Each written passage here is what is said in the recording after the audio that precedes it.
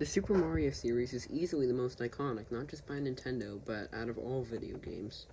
I love it very much, and most of the games are near and dear to my heart. Here I have a collection of a lot of the games. It's not a complete one, and a lot of them are digital, but you get the idea. Today I'm going to be ranking the 21 mainline Mario games. Starting with number 21, Super Mario Bros. 2, The Lost Levels. This game was originally released in Japan because Nintendo thought it'd be too hard for American players, and you can see why. It has some pretty bad level design because many times you have to just jump off of enemies in order to get to the next platform. There are a bunch of invisible blocks. It's very difficult, but unlike some other Mario games, that difficulty isn't justified. The reason this one is forgotten by many, including myself. Number 20 is Super Mario Land, the first Mario handheld game. Now, I understand that, of course, this was released back in 1989 for the Game Boy, and that wasn't a very advanced system, but nowadays it's mind-boggling that it only had 12 levels, which is pretty short, even compared to the original Super Mario Bros. With 32. It's not a bad game, and I enjoy its new enemies and themes, but it's not the kind of game that I really enjoy going back to. Number 19 is the original Super Mario Bros. Now, this is a revolutionary game, and easily the most iconic Mario game, maybe even the most iconic video game ever. But the problem is that it just doesn't hold up too well nowadays. It introduced a lot of enemies, power-ups, characters to the Mario series, but looking back on it, it isn't the best game ever, and people have actually made remakes of this game, including Nintendo themselves, that are just better. Number 18 is Super Mario Bros. 2, the USA version. This version is infamous for being very unique. You have things like the bombs, you have a bunch of exotic bird enemies, which is pretty cool, and this place called Subcon, which is based off Arabia. It's a very weird game, but it's also a very fun one, and I appreciate its uniqueness. Still, it isn't one of the best.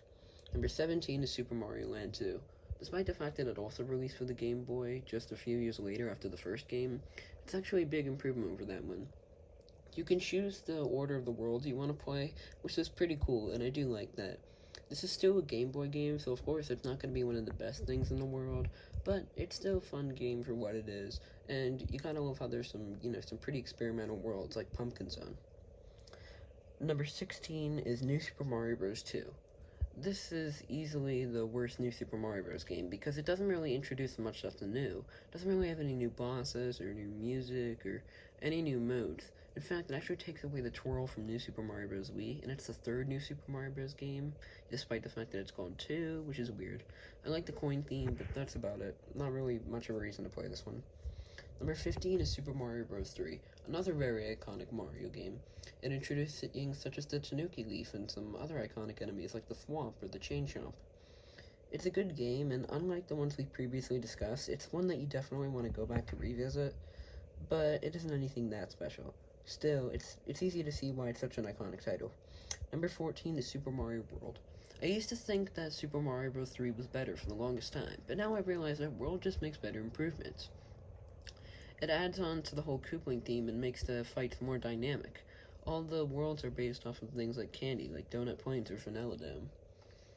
I wouldn't call it the most iconic Mario game, but it's probably the second most iconic, and it definitely helped push the units for the SNES. And all the secrets are pretty cool to find too. And of course, the elephant in the room, Yoshi. Very cool idea. Number 13 is New Super Mario Bros. Back when New Super Mario Bros. Was considered new, when it released in 2006 for the Nintendo DS. This is a very revolutionary game for the time because it took what made the original 2D Mario so special and cherished, but it improved the graphics, the sound quality, all those great things. The DS is a pretty well-known system, the best-selling by Nintendo, and this is one of its most famous titles. It's a pretty darn good one at that.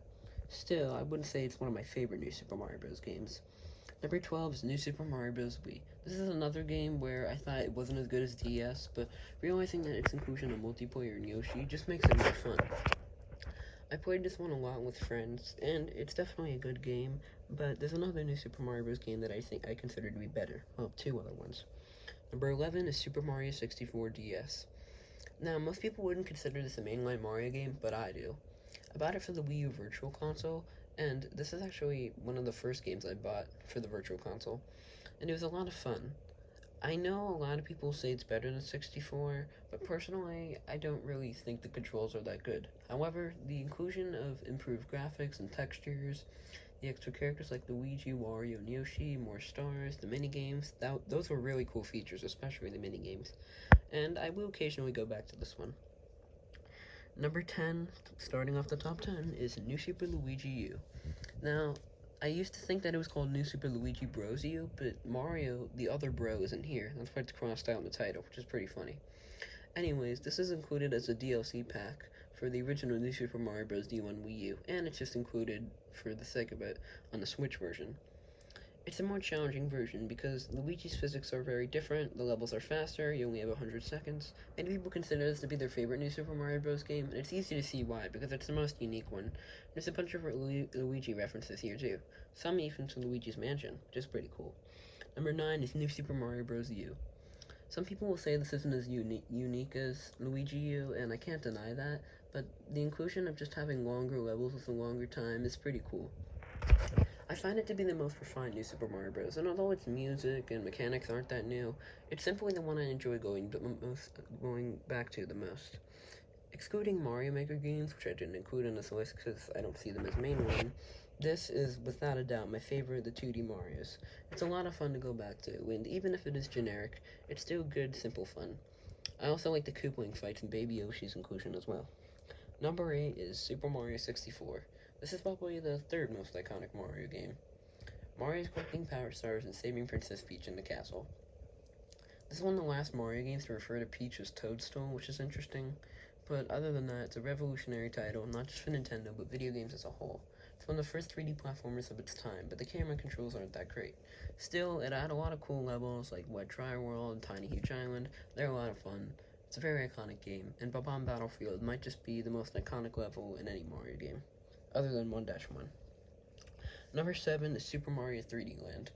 This is one of the most forgotten of the 3D Mario titles, probably the most forgotten, and it's a shame too. It's a pretty good game, and despite not being as good as 3D World, because it lacks more unique level design like that game, and multiplayer, it's still a lot of fun. I like how they brought back the Tanuki Leaf from Mario 3, which is pretty cool, and it seems to be based on that game in general.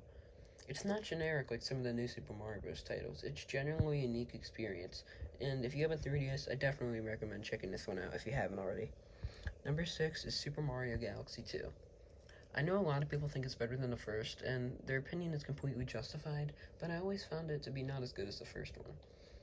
I just found its levels to be not as memorable. I don't understand that I had 2 stars instead of 3, and going for green stars isn't exactly that fun, because you have to revisit the same galaxies over and over again and just getting different green stars, as opposed to 3D World where you collect one and you just keep moving on. You don't have to break up the pacing. I personally believe that the Galaxy games, despite their incredible music and bosses, their level design could be better. I just find that the pacing is weird, and I don't think it's a very good hybrid of 3D and linear Mario, but they're still very good games at the end of the day. And, well, of course, you probably have already played this if you're watching these videos, because they're very well known. But back to Galaxy 2, I really like how they included Yoshi again, and he has his own power-ups as well. Number 5 is Super Mario Galaxy, the first one. It just has better levels, better soundtracks, better bosses. It's just a more fun game overall. I'd honestly consider these games to be some of the best of Mario, but I wouldn't say they're some of the best games of all time. Still, they are a lot of fun, and they're always great to revisit. Number 4 is Super Mario Sunshine. This is easily the most controversial of all the 3D Marios, maybe out of all of these on the list, excluding Lost Levels. And Sunshine is a game you either love it or hate it. Personally, I'm a bit mixed on the opinion. I hate the blue coins, and I feel like Yoshi felt very underutilized, as with FLUDD, and the physics and camera control can be annoying at times, but the world building is fantastic here. Isle Delfino is such an interesting and diverse place.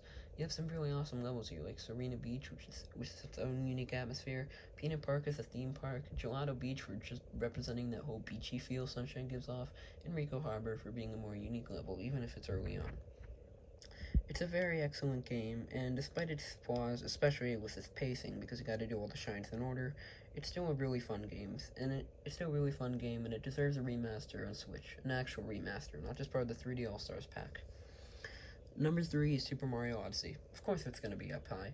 Personally, I think they could have added less moons, but other than that, I really don't have that many critiques with the game.